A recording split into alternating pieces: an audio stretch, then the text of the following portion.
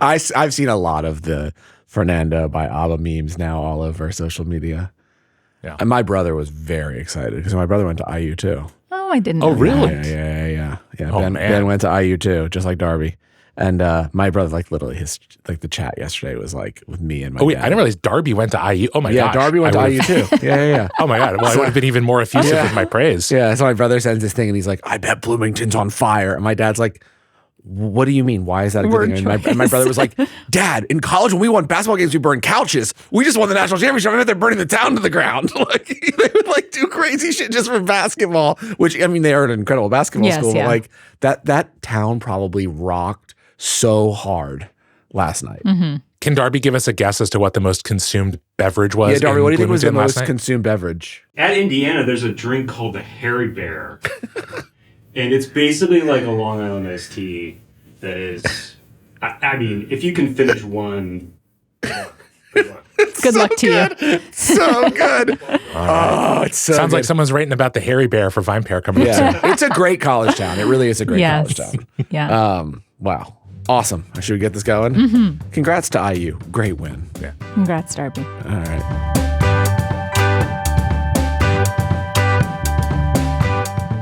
From VinePair's New York City headquarters, I'm Adam Teeter. And I'm Joanna Sciarrino. And in Seattle, Washington, I'm Zach Chabal. And this is the VinePair Podcast. All right, peeps. What's up? I mean, what you been publishing, What Joanna? have we been publishing? The one piece I want to talk about is David Thomas Tao's piece on, bourbon distilleries closing. More and more of them have been closing, and what happens to the whiskey? Because I thought that's an What interesting does question. happen? There are many things that could happen to that whiskey. It could be sold off. It could be destroyed. It could go to brokers. It could go to other distilleries. It could go to people who barrel it and sell it. And I think the most common is for it to go to brokers to be sold off that way. But yeah, I think it's something that we haven't really, we have talked about, but I feel like people don't really realize how many distilleries have closed and continue to close, especially the smaller ones. And then what happens to that stock and that liquid. So, I mean, this is a total aside, but I mean, I've another craft distillery that we've been fans of in the past emailed me on Friday, and then I followed up with him today, and he's been emailing me throughout the day that he got dropped fully, and he's pretty well awarded, but fully dropped by Southern, by his distributor. And just that basically this is a trend that you're seeing where a lot of the big distributors, he has said, are dropping a lot of the craft producers, and they're just focusing on the big brands that can sell. And so they're just whereas, and I wonder if we're almost seeing a weird repeat of what happened in big beer, where all the big breweries felt like they had to have some craft brands, round out the offerings and whatever, and then kind of started to realize it was a lot of work to have those craft brands in their portfolio and a lot more education. And at the end of the day, the majority of the retailers just wanted to sell Bud Heavy and okay, fine, Voodoo Ranger, but Voodoo Ranger is almost a big version. You know what I mean? And so I'm wondering if that's kind of happening on the spirit side too, where a lot of these, craft. It's big beer distributors do we need the craft gin and vodka? Most people are cool with Tanqueray and Sip Smith and Fords. I don't know if we need that anymore. And same with the bourbons. Do we really need the craft bourbons anymore? Does anyone really care about drinking a bourbon from Pennsylvania or New York State or whatever? When they're pretty chill with basically anything that Buffalo Trace makes. And that a lot of these brands are getting dropped. And I wonder if that ultimately does mean that the craft brands will shrink, but that you're going to see even more go under just because now they don't have as many routes to market and they don't have the same opportunities, let's say, as wine does, if even the direct to consumer in a lot of places, right? Yep. Shipping spirits direct, et cetera. So now you're almost going to see, I think, potentially sort of this repeat where some of these distilleries will just become those lifestyle businesses, right? Where it's the tiny distillery in a mountain town in, I don't know, let's say the Catskills of New York, where you'll go when you're in the Catskills and they have a good restaurant and you drink their cocktails there and whatever, but you're not going to find, I don't know, I'm just making all this up, but Catskills River Bourbon, all at the best bars in New York City, Right. Like no one's going to push that. Like interesting. Anyway, sorry. But even to remain just a local distillery is probably more expensive than doing that as a brewery, right? Yeah, but for any of them now, like like self distribution is like, especially if you're, because I think you can self distribute in the state that you're producing. So like that's a lot of work though. So Yeah. Right. Yeah, I think we'll probably see more of these closures just because if the larger market's like, hey, we don't think that we need to have craft anymore. Like we're not getting asked for it that much anymore. Right. The bartenders are looking for consistency, and that's the other thing is like a lot of the craft product is not consistent. So, Well, I think there are also like craft brands that have broken out yeah, and have, stuck around, and then there are just so many of them. yeah. What were you gonna say, Zach? Well, and there's also a price issue too. Like, Yeah. I think the other reason why you're seeing a lot of this stuff not necessarily succeed, especially outside of its home market or home region, is it's not price competitive with what's coming out of the bigger distilleries in Kentucky or whatever. Yeah. And frankly, like we're at a place where I think it's hard to kind of justify a really high-end craft bourbon, say, from a non-traditional bourbon producing region with very few exceptions. And if it's not from your region, like why is someone in New Mexico going to buy a New York State bourbon? Like it's just really tough. And so that's why I think specifically with Southern and other sort of those big distribution companies, like they're just like, how does this work for us? Like we can't why are we doing this? move this in most of our markets. So, Yeah. What about you, Zach? What have you been reading? So I really enjoyed Hannah Wallett's piece recently about the rise of the convertible cocktail, and specifically about this idea of bars sort of saying, okay, well, if we're going to do NA, we have to do NA. Mm-hmm. We're going to basically build our cocktail program around NA cocktails that can be made alcoholic, or I guess conversely, alcoholic cocktails that can be made NA really easily. Mm-hmm. And I think there's both we've talked a little bit about the benefit of this in terms of, from a consumer perspective, you're sort of presenting people with the same choices, just sort of saying like, do you want booze in this or not? I think probably from the bar standpoint, it's just easier to build those drinks in general, and then to have just be sort of that modality where you switch between NA and alcoholic if you're building it. And I think also the last piece of it is like, it means your menu isn't incredibly cluttered. And I think that's the other challenge that sometimes comes up with the NA cocktail program. We'll come back to this in a little bit. Oh, we're just going to roll into it now. I Okay. think. You're not going to talk about what you were reading? I feel no, like I like this setup. I'm okay, fine. feeling We'll just keep rolling. Yeah. So, okay. Now allow me now to stop talking about Hannah's piece, which is great. Just go read it and start talking about my gripe. And actually, not even my specific gripe. It's actually a gripe I've heard, I've had aired to me by multiple different bartenders and bar managers that I know recently, although I do somewhat share some of their concerns about this. And it's basically that the NA cocktail, the rise in the kind of promulgation of the NA cocktail program, and I'm gonna do the air quotes thing here around program, has really created a sort of environment in bars that these bartenders are not super thrilled about. And I think it comes down to a couple of different things. One we've talked about before, which is that when you're creating an NA cocktail program, and if you're taking it seriously, as a lot of these bartenders have and have tried to, because they want to be as diligent and sort of honest about what they're doing as they are with the rest of their cocktail program, it's very difficult to build really interesting, creative, great NA cocktails. Harder to do than with spirits generally. It's very labor intensive in a lot of cases, and this is where I think it all kind of comes back. No one is making any money on this, and I think that to me is really the crux of the problem is people are putting in all this work and they are not seeing sales. Even here in January, where, you might think it might be getting people out. It might be a reason that, those programs exist or at least draw some business. And it really isn't. And, sometimes I hear from people, we have this NA cocktail program and I sell, a handful of NA cocktails a night. That's it. Or maybe it moves a little bit better than that, but it's still a relatively small portion of what you're doing. And if you are investing real-time energy and especially like labor into keeping that part of your menu robust, it's no different to me than like if every bar in America felt like they had to have an 8 cocktail akavit section. We would be like, what the fuck are you thinking? No one wants to drink that much akavit, or there aren't that many people that want that many options. And I recognize I am being a little glib here. That's fine. But fundamentally, I think, the message that has gone out to bars, bartenders, bar operators, and all those people is NA is this really important part of your program. And look, for the people for whom that is what they want, I get it. It feels great to feel like you have a robust selection to make. But I think I would encourage those people to think about what if they were a real diehard akavit fan and how realistic it is that bar has a bunch of different options for them. I think it would be an unrealistic expectation. And I think that's kind of where we're getting to with NA cocktail programs. I have an even more spicy take, but I'll let you guys talk for a little bit. What do you think of this? Well, I mean, that's, to me, it's funny because we started this conversation. I said I wasn't going to talk that much, but I have. The first time that happens, you will know something is going on. Anybody ever believe you? If like has Adam blink twice. Yeah. Yeah, right. Hold up today's New York Times. The more as I'm thinking about this, I think like the biggest culprit of this entire movement is the actual like bartenders themselves, in that I don't think that I think generally, and this I think is, we haven't talked about this that much before, because generally I think we're pretty positive about the bar industry and its like differences from like, let's say, Soms and wine and whatever. But I think in the same regard, I do think that as a bartender, you often see yourself in your guests, even if your guests don't see themselves in you.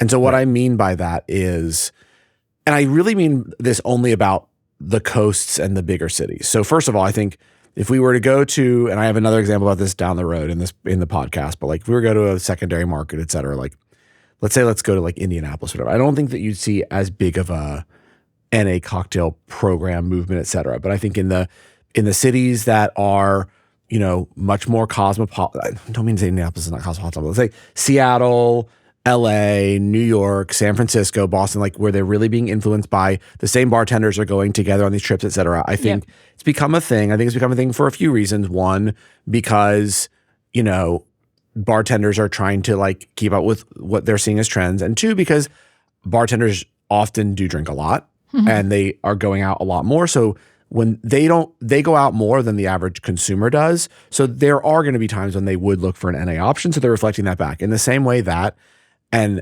I know this is going to sound insane, but I've thought about this more and more. Like, I do understand why the 50-50 martini doesn't appeal to a regular consumer, right? Like, it appeals to a bartender. It is pretty insane. The amount of bartenders I now follow is like thousands, right? And every time I see them making martinis on social, they're always making some kind of version of a 50-50.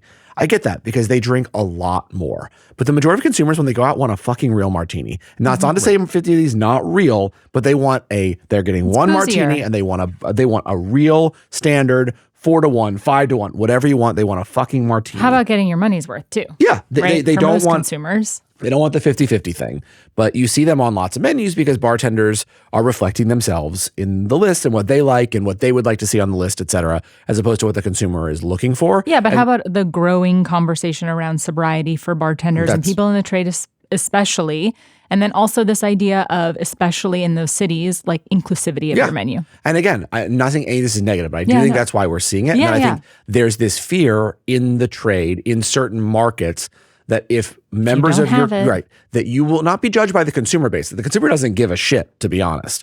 I mean, I don't think you can find it somewhere else, right? Or you're not going to see like 1,000 new Yelp reviews being like, Zach just opened a brand new top bar and he didn't have 5 different non-alcoholic cocktails. How dare he? The fear is they're scared of the backlash from their own peers who are like, wait, Joanna, you didn't think to have like 3 non-alcoholic original cocktails on this list? Like, this doesn't feel very inclusive. This doesn't feel like a very safe space. And then same for the fear that they may be covered differently by press, because a lot of press, especially lifestyle press, has shown that at least over the past few years, they're very interested in this angle as well with bars. So it's like, well, oh shit, if we don't do this, maybe we won't get covered. But I would actually argue the latter now. Like, if you purposely don't do it, you might get covered as well now. You're like, oh, same way we're seeing all these now dry January's over articles, very conspicuous lack of This is a new way. It's like, you know, such and Adam's bar is standing up against the, it's like the David Chang, like if you don't eat pork, go somewhere else type shit. Like that, I mean, that's going to come back. Let's be clear. Yeah. I do think that's going to happen. But yeah, I think that's why this all happens, because it's like, it's all through the lens of the bartending community and the way they would, and maybe they would like to see on offer when they go out to drink, which I just don't think is the regular consumers, which is why these drinks don't get ordered that often. Right. Yeah, I mean, I think that's a huge part of it, that maybe a couple of years ago when we started seeing more and more of these well-developed menus or parts of the menu, right, that the actual people willing to pay for multiples of, because these are expensive drinks, right? We talked about this before. They're 14, whatever, depending on your market. Like here in New York, they're like $14, $15, $16 for a non-alcoholic drink. And sure, maybe you're willing to have one of them, but how much money can these bars actually make on these drinks? Does it justify the labor that goes into developing these recipes, the products that they need sometimes, right? Like some of the drinks in Hannah's piece call for like specific products, like non-alcoholic vodka and other products. And that stuff isn't cheap and probably gets old. I don't know. That sounds like water to me, but yeah, I think what we're going to see, or what we maybe should see, is like maybe one or two, but then more of these. I feel like people are more willing to buy the St. Agrestis Phony Negroni or the Athletic Brewing beer. Like if they're going to buy a specifically non-alcoholic drink, that they're going to get the ones that are pre-made. But again, for $8. I think you're 100% right for a consumer. Yeah. But I think the bartender is not excited by that. Oh. But it's so much less work. But the reason that these programs exist is because they are the ones who often will order them out. And again, only in, I think, the major cities. Yeah. But the more that I've now, a plug for another podcast on the VinePair Podcast Network called The Build Out. The more of these bartenders that I've interviewed who've opened and run these top bars, the more I've encountered them being sober. Mm-hmm. And I think that is because in certain markets that are very cutthroat, again, here, Seattle, Chicago, et cetera, there's a huge amount of pressure if you want to be the best, not just to be out, but when you are at the bar, to be a very good time. Mm-hmm. And often that very good time comes with drinking with the customers, right? And making this place feel like the place that everyone wants to be at. Because if you can't do that in a market that is so competitive, you are going to lose your customers to a place that can. And I think that is why the bar industry has very, correctly started dealing with sobriety and mental health, et cetera, because of how taxing the profession can be in the major markets. Not to say it's not taxing in other markets as well, but like I think especially if you're one of these people that is like they want to be the best, they want to be on 50 best list, they want to do all this stuff. There's this like you got to go to the pop-ups every night when you're not working. You got to go make the rounds. You got to travel. Like I think it's more like blowing off steam from the pressure that comes with that, right?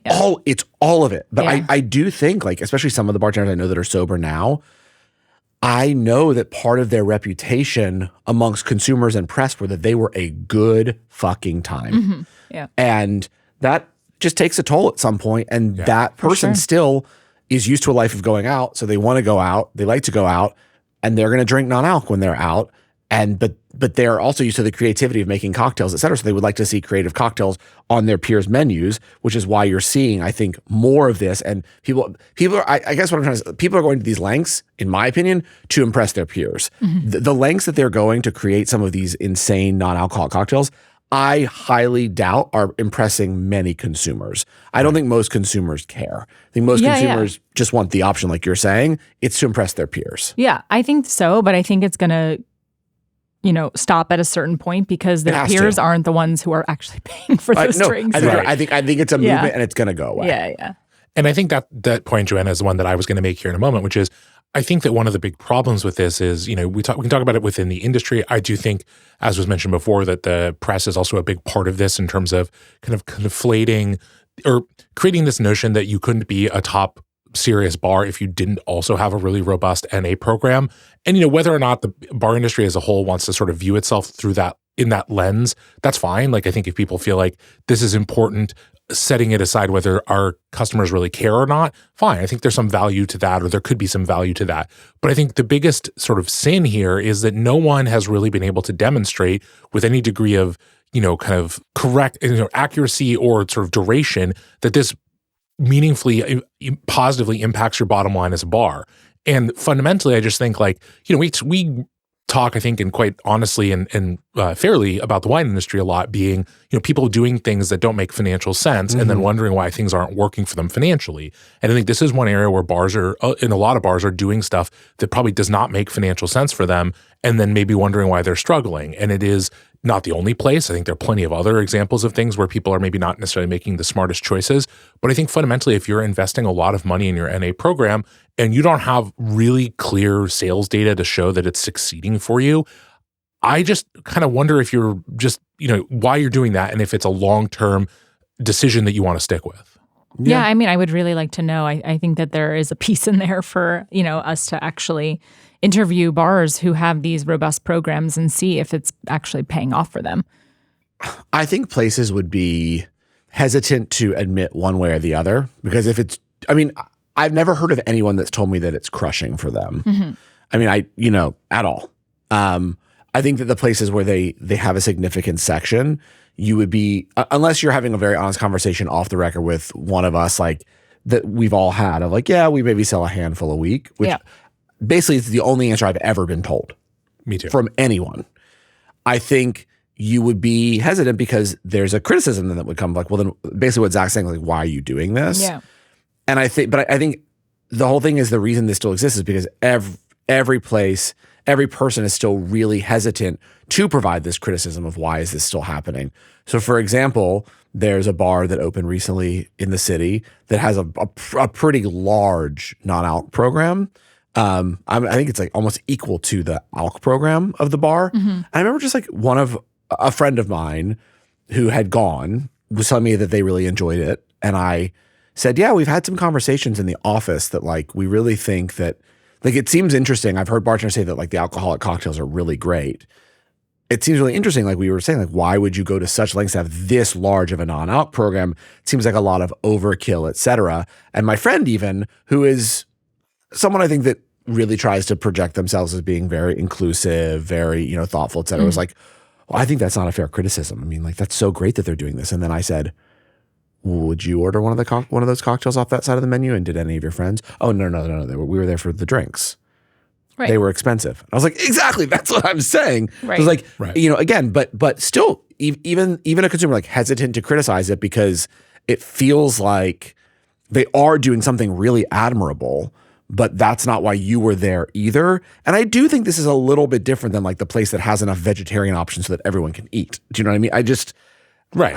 I mean, well, but even then, dining out with a vegetarian since she was 5, my wife, and just because she thought meat was gross, to be clear, not because it was like a social justice like for the cows. It'd be great if it was, but it's just more like meat. She realized they used to be an animal. Whatever. I'm blown away almost all the time that I think there's more non-alcoholic options than there are for her to eat at most places. And like, there's more vegetarians out there than there are people who are not drinking. Arguably, yes. Arguably. Yeah. That has always blown me away. Like, she gets one option and often it's like, well, if you'd like, we could turn this appetizer into a main. Or we could do a very simple, chef said they could do a simple pasta. You're like, what? How is this? But you have a five non-alcoholic cocktails on the menu. Right. For sure.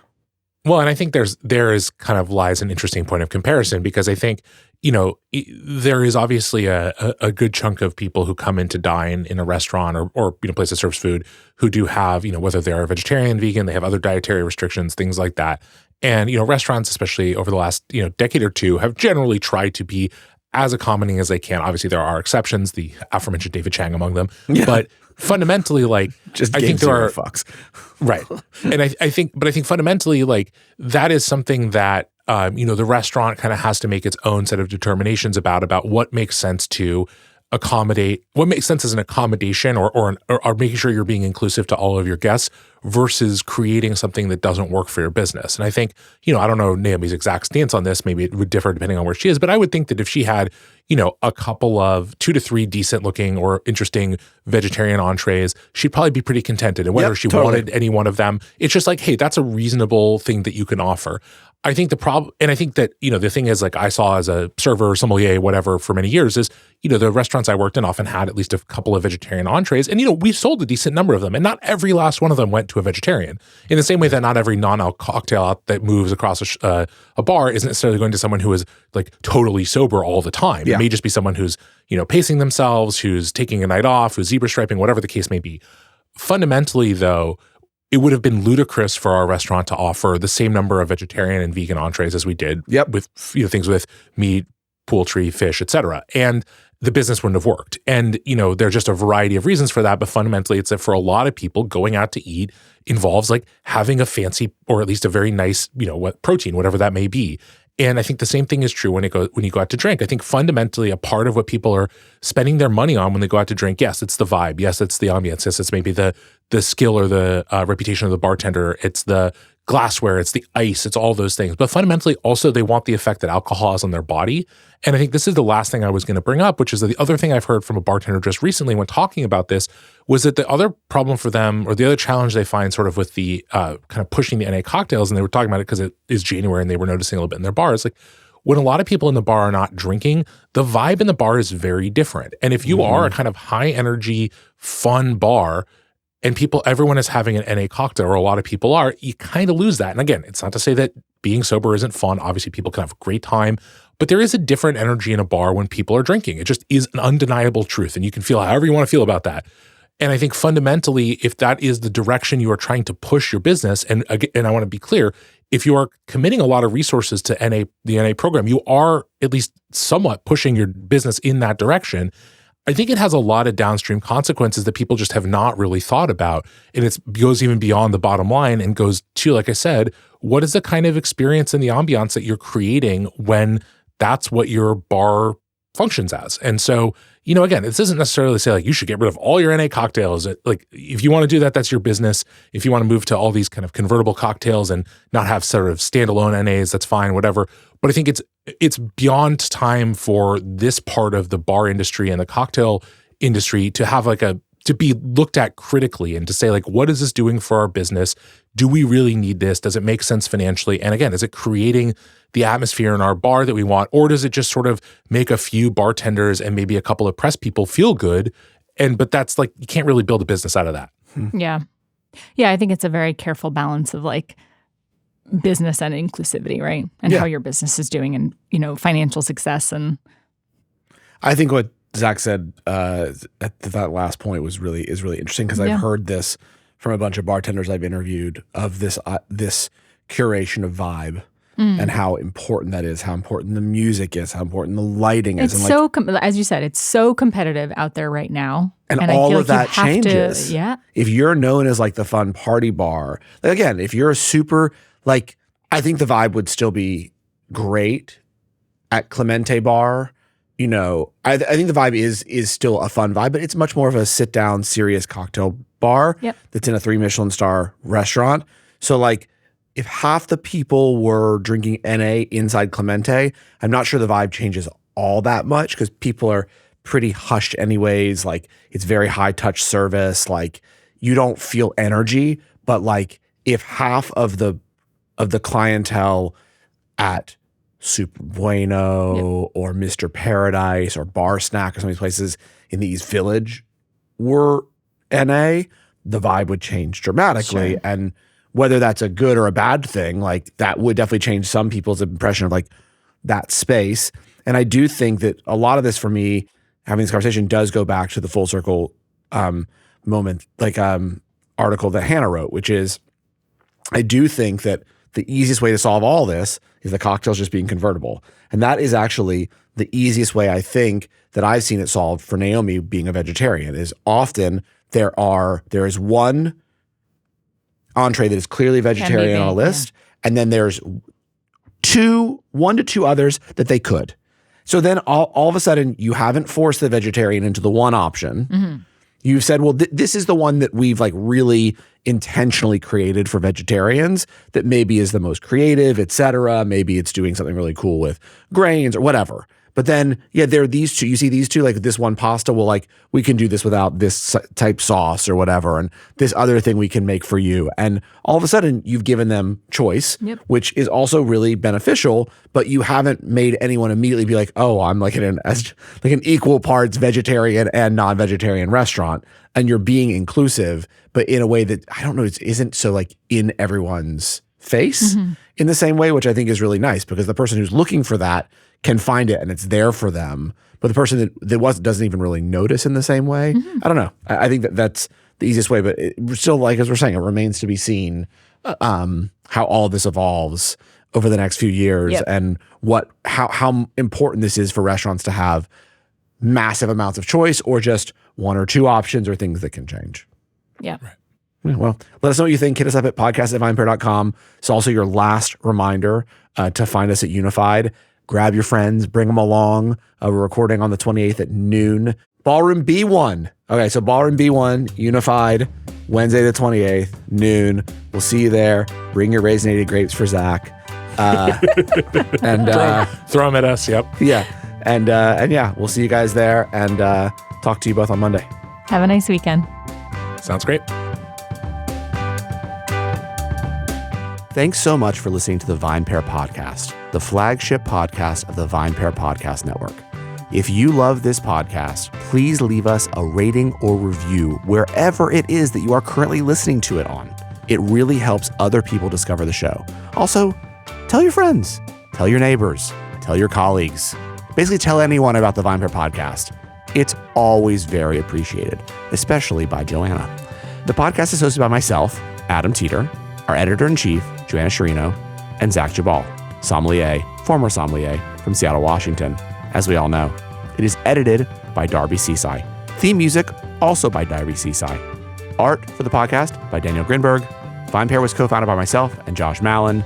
Thanks so much again for listening, and we will see you again the next time you listen to an episode. If you made it all the way through these credits, I again consider you a super fan.